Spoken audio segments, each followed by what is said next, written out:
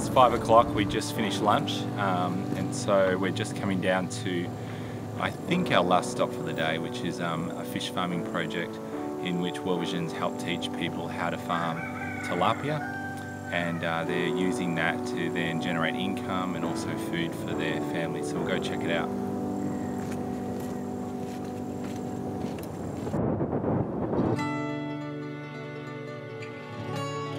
When I just came back from school, I used to sympathize with my local community, especially those that couldn't afford the fish that were being imported from Uganda, because the fish that is sold in town is actually very expensive.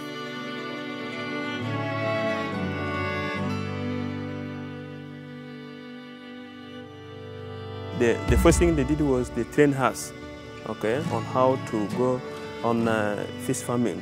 Okay, on how also to identify the site, on how to stock the fish, how to look after this history. Okay, the first benefit was the knowledge, technical support. Okay, the second one, the fish pond.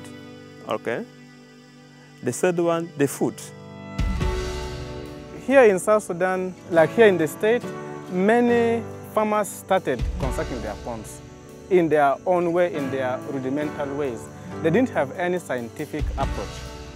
Now, when World Vision stepped in, they couldn't just continue that way. They now wanted a more scientific approach, and that's what we are providing now. When World Vision came into this community, it saw there was a need. There was a crisis here where people were hungry.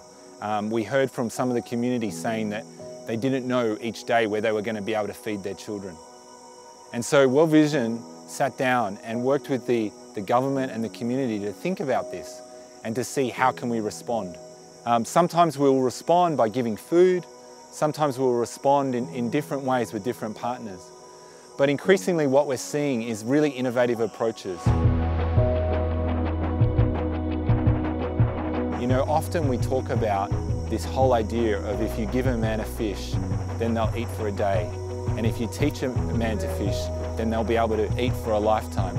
Well, this takes it even further. This is actually about teaching them how to grow fish.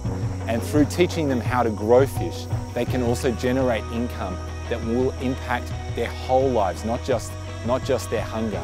And so to me, I see this as part of how we can create a hunger-free world.